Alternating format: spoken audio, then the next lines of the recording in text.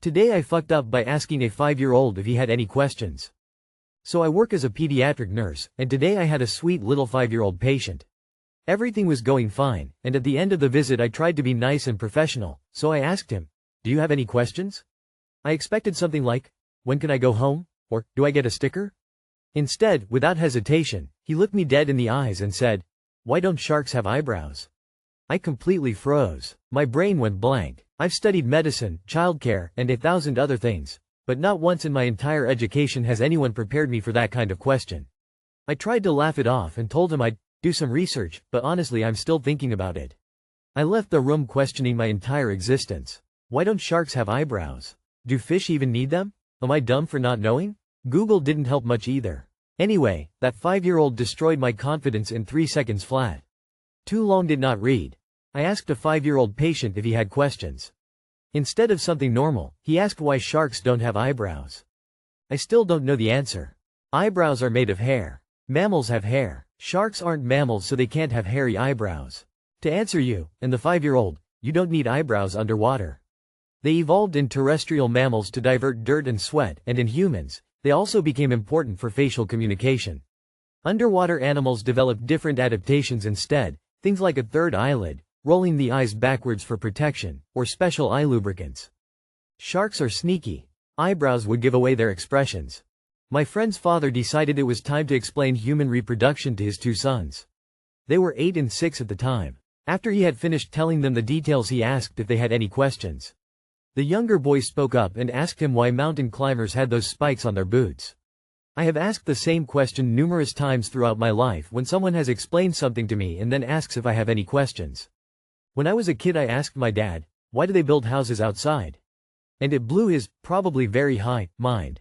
He brought it up all the time, the last being about 3 days before he died, which was 50 years after I asked the question. I work with kids and have learned to say, "Do you have any questions about what I just said?" TIFU. I think I got my coworker kicked out of his house. I went out Saturday night and got pretty drunk. I was telling 2 friends this juicy work drama as one would. Well, turns out some people behind me knew who I was talking about.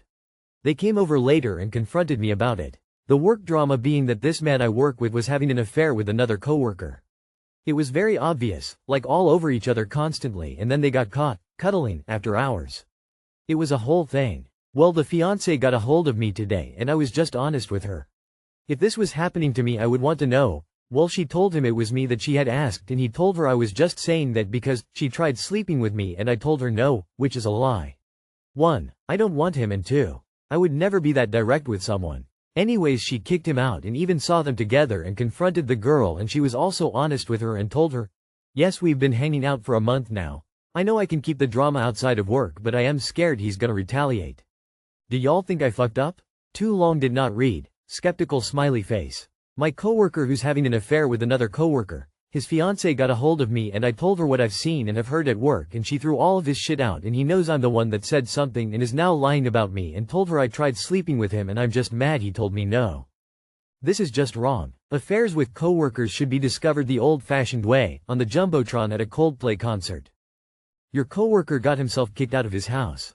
I understand where you're coming from, but when it comes to work, rule number 1 is to stay out of it. I wish you luck, but you're in for some drama.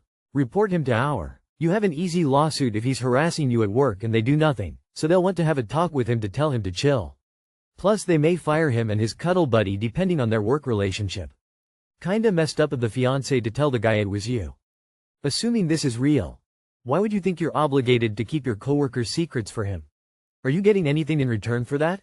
If not, today I fucked up by sending an email to the entire company.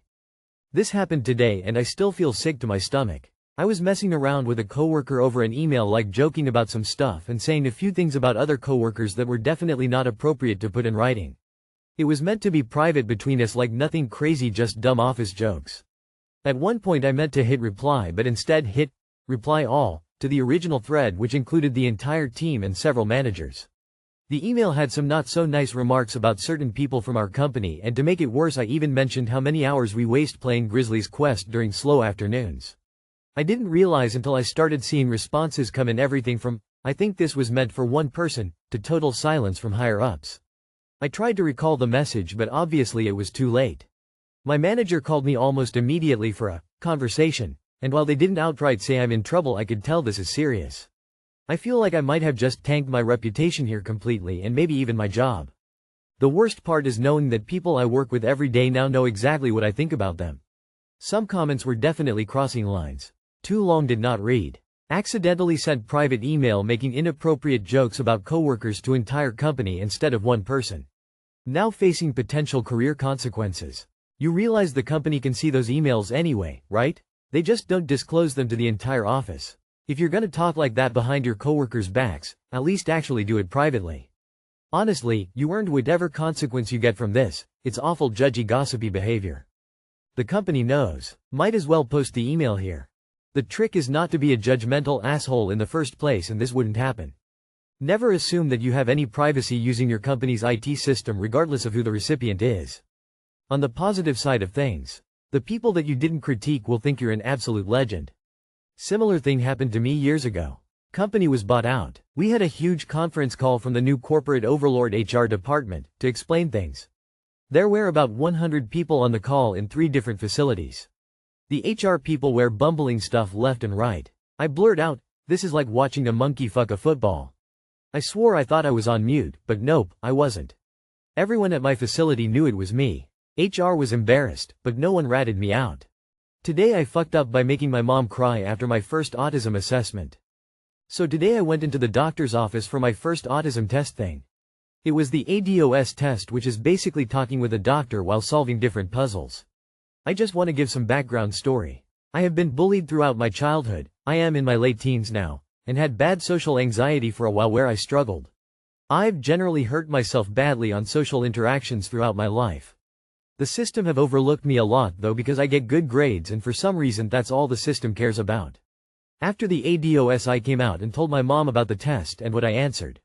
When we then started driving home so I could get back to school, she got emotional while I was talking. I asked her why, and she told me she felt so bad for how the system have overlooked me. And how she feels bad that she had not done anything before now. She started crying a bit and told me she just feels so bad because from my answers to the questions she said, "It seems so obvious that you're different." She just feels so bad for it all. Last night we were also talking about how if I do have autism I've lived with a disability my whole life and how I've just felt like a burden. I also mask pretty much so I am unsure of who I even am. TLDR. My mom started crying after I told her my answers to my first autism test. If your mom couldn't tell that you were autistic, she's likely autistic as well.